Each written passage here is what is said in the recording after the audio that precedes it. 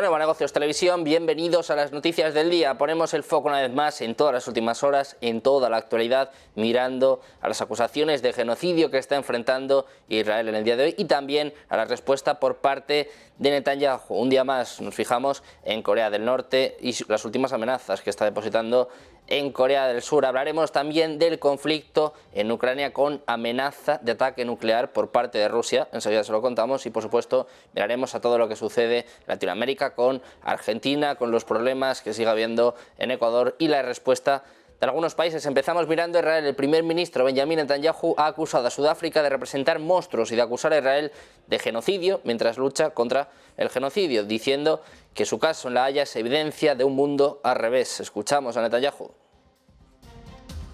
מחבלים, ואנחנו נלחמים בשקרים. היום שוב ראינו עולם הפוך.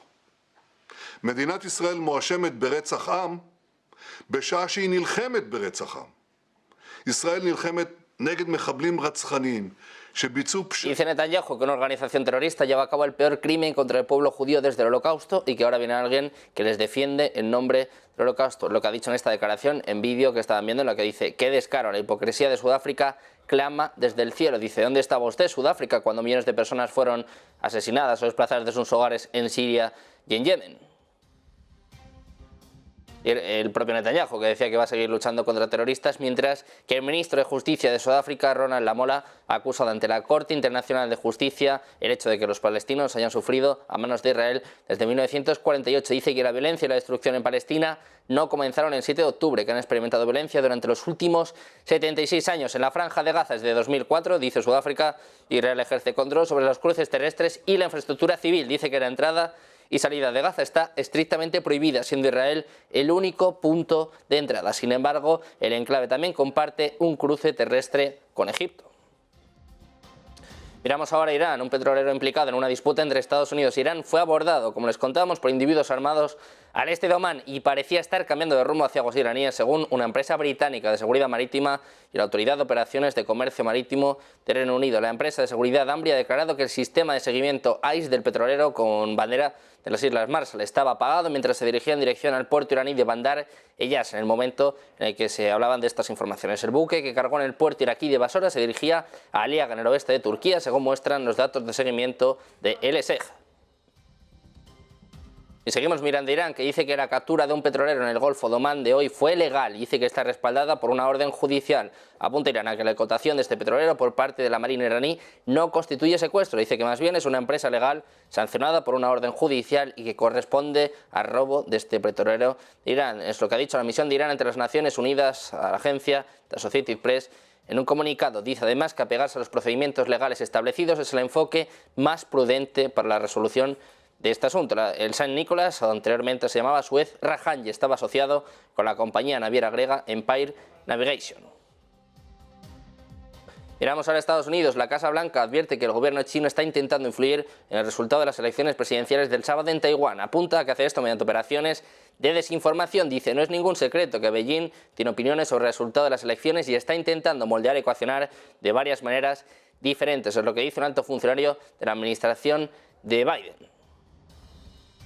Miramos ahora a Corea del Norte, que está utilizando Ucrania como sitio de pruebas con los misiles con capacidad nuclear que suministró a Rusia. Es lo que advierte Corea del Sur en un momento en el que las Fuerzas Armadas rusas han lanzado misiles balísticos norcoreanos contra Ucrania desde finales de diciembre. Hwang Jung-kook, enviado de Seúl ante las Naciones Unidas, ha dicho en una reunión del Consejo de Seguridad de este miércoles que Pyongyang estaba utilizando Ucrania como sitio de pruebas de sus misiles con capacidad nuclear. Apunta además a que tiene implicaciones significativas para la no proliferación nuclear global y añade que el uso de estos misiles por parte de Rusia era una amenaza existencial para Corea del Sur. Miramos ahora a Rusia. El portavoz del Kremlin, Dmitry Peskov, ha destacado este jueves que la posible incautación de los activos de Rusia sería ilegal. En declaraciones a RIA Novosti, Peskov ha acusado a Estados Unidos de presionar a sus aliados europeos para que lleven a cabo esta acción. Dice Peskov que sabe que los principales activos de Moscú en el extranjero están en Europa. Este apoyo de Washington a estas medidas, dice Peskov, que es una declaración provocativa. Dice que si los países siguen adelante con estas decisiones, socavarían la autoridad del sistema financiero internacional y que afectaría a la confianza de los inversores internacionales.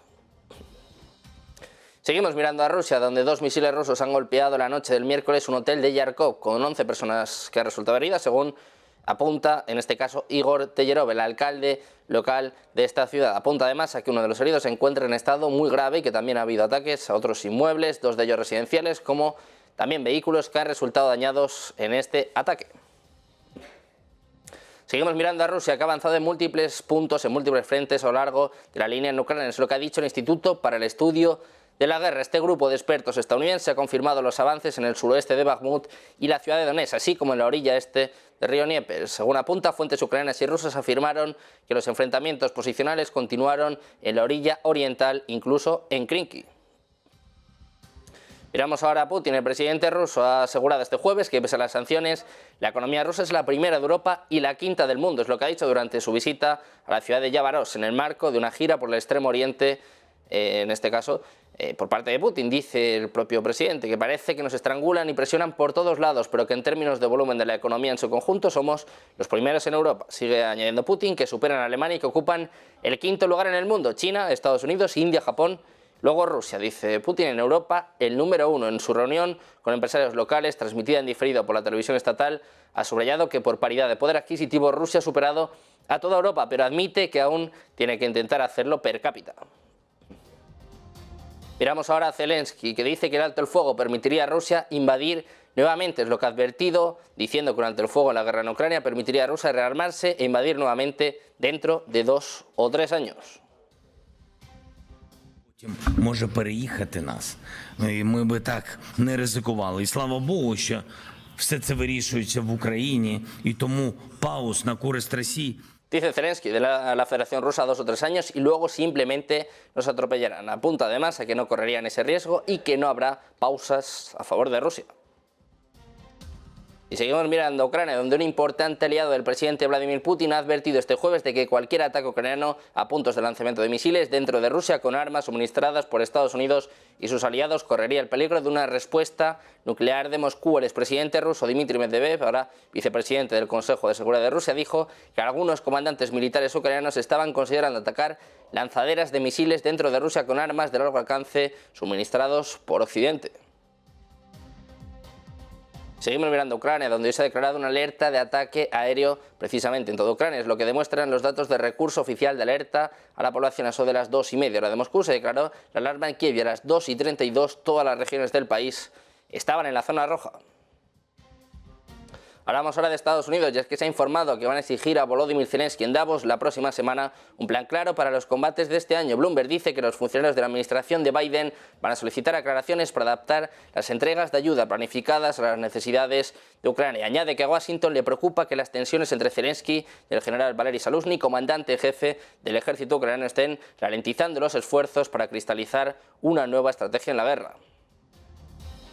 Miramos de nuevo a Rusia, y es que Moscú dice que va a buscar represalias por la confiscación por parte de Letonia de un edificio de su propiedad en Riga. El Parlamento de Letonia, el Saeima, ha votado este jueves por la mañana a favor de apoderarse de la Casa de Moscú, que ha sido financiada por la oficina del alcalde de Moscú desde su apertura en 2004 como centro cultural y de actividades para los ciudadanos rusos que viven en Letonia. En su decisión, Saeima dijo que la Agencia de Inteligencia y Seguridad de Letonia concluyó que el Kremlin utiliza la Casa de Moscú para difundir propaganda y, por lo tanto, amenazaba la seguridad nacional de Letonia. Dice que es un instrumento de política exterior de Rusia a través del cual difunde deliberadamente propaganda e interpretaciones de la historia pro-Kremlin para justificar sus acciones agresivas. Es lo que apuntan en un comunicado, y Rusia amenazando ya con represalias. Miramos a Suecia. Desde que comenzó el conflicto de Ucrania, el temor a la guerra resuena con fuerza en países como Finlandia y Suecia, naciones que pasaron de ser neutrales a aspirar a entrar en la OTAN. Suecia se encuentra en especial alerta estos días después de advertencias de 2 altos cargos de defensa a los suecos para que se preparen para la guerra, lo que ha provocado preocupación y acusaciones de alarmismo. El ministro de Defensa Civil declaró en una conferencia de defensa que podría haber una guerra en Suecia. Su mensaje fue respaldado por el comandante en jefe del ejército, el general Michael Biden, quien dijo que todos los suecos deberían prepararse mentalmente para esa opción. Sin embargo, los políticos de la oposición se han opuesto al tono de estas advertencias. La ex primera ministra Magdalena Andersson declaró a la televisión sueca que aunque la situación de seguridad era grave, no es como si la guerra estuviera a las puertas. Miramos ahora a Argentina. El gobierno de Argentina y el Fondo Monetario Internacional han llegado este miércoles a un acuerdo para que el fondo desembolse 4.650 millones de dólares en el marco del programa vigente entre ambos. Ambas partes han confirmado que se ha llegado a un acuerdo a nivel de staff que deberá ser aprobado por el director ejecutivo y que tras las nuevas metas presentadas a finales de enero permitirá el desembolso de casi 4.700 millones de dólares. El comunicado, que usa un tono más duro de lo habitual, resalta que el programa se desvió gravemente y que no se alcanzaron las metas de finales de septiembre en materia de déficit fiscal primario, y los datos preliminares sugieren que las metas de fin de año se incumplieron por un margen aún mayor, precisamente en alusión a la administración del peronista Alberto Fernández. Hablamos también de Ecuador, donde su ejército ha anunciado la detención de 329 criminales y la muerte de otros 5 después de la violencia del martes, en la que murieron 14 personas. Entre los fallecidos hay 2 policías y uno más está herido en estado crítico, según detallan las Fuerzas Armadas. También han sido librados 4 policías secuestrados, mientras que 125 guardias penitenciarios siguen retenidos. Mientras tanto, a los detenidos pertenecen a 3 grupos delictivos: los tiguerones, los lobos y choneros. Miramos ahora a Colombia. Su ejército ha desplegado este miércoles unos 180 militares en la frontera con Ecuador como medida de seguridad ante los recientes episodios de violencia desencadenados por grupos criminales en territorio ecuatoriano en los últimos días, y que ha llevado a Quito a declarar un conflicto armado interno. En un comunicado dicen que cerca de 180 soldados de la Brigada 23 van a estar desplegados sobre pasos formales y no formales que comunican a Colombia con el país de Ecuador, apoyando labores de seguridad y atentos para reaccionar ante cualquier situación. Miramos también a Perú. Su presidenta Dina Boluarte ha decretado el estado de emergencia por 60 días en varias zonas del norte, fronterizas con Ecuador y Colombia, para reforzar la seguridad y el orden. Dicen que la declaratoria de emergencia se da por el plazo de 60 días y que facilita a la policía y fuerzas armadas controlar el orden interno dentro de los alcances del artículo número 137, inciso 1. Dice, en este caso, que es lo que establecen las normas vigentes, las reglas de empleo y el uso de la fuerza. Seguimos con más noticias y miramos ahora a los BRICS. Un alto funcionario del gobierno indio ha dicho que rechazan el intento de Pakistán de unirse a los BRICS. Ha explicado que deben permitir que diversos países formen parte del grupo. Sin embargo, apunta que van a resistirse a la candidatura de Pakistán a los BRICS, ya que no se debe perder su carácter de agrupación de economías de mercados emergentes. Dice, si tomamos a todos, entonces este carácter se va a perder. El funcionario también cuestiona la contribución de Pakistán a los BRICS. Dice que el país no va a poner nada sobre la mesa. Explica que Pakistán no trae más que problemas a los BRICS. Dice, no contribuirá en nada y las cuestiones políticas van a aparecer sigilosamente, aunque no se permite discutir cuestiones bilaterales en los foros de los BRICS.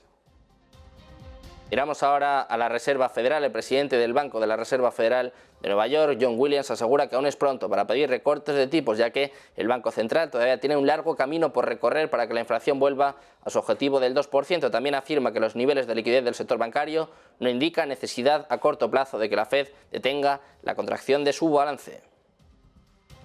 Seguimos pendientes de más noticias, de más actualidad. No se vayan, porque seguimos, como siempre, con la mejor programación aquí en Negocios Televisión.